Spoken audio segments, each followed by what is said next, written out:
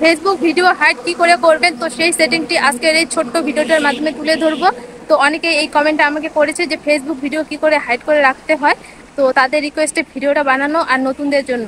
প্রোফাইলে অনেক ভিডিও আছে যেগুলো ভিডিও আমাদের ভালো লাগে না, ডিলিট করতে মন চায়। ডিলিট করলে আপনাদের কিন্তু ভিউ অনেকটাই কমে আসবে, তো ডিলিট করা একদমই উচিত না। তো হাইড করে রাখুন আজকে থেকে ভিডিওগুলো। ডিলিট না করে কিভাবে হাইড করে রাখবেন, তো চলো তোমাদেরকে আমি স্ক্রিন রেকর্ডের মাধ্যমে দেখিয়ে দিচ্ছি।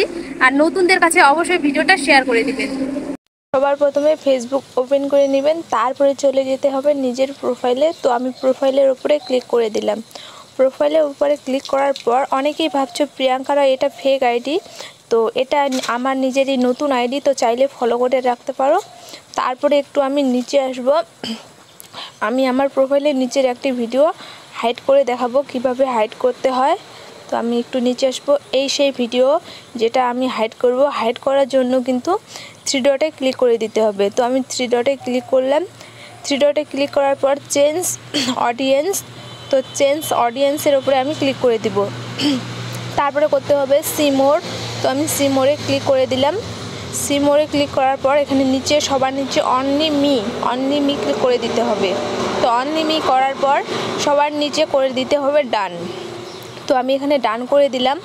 এবারে আমি দেখাচ্ছি এই সেই ভিডিওটা, এখানে কিন্তু আমার লগ আছে। এই ভিডিওটা আমি ছাড়া আর কেউই দেখতে পারবে না।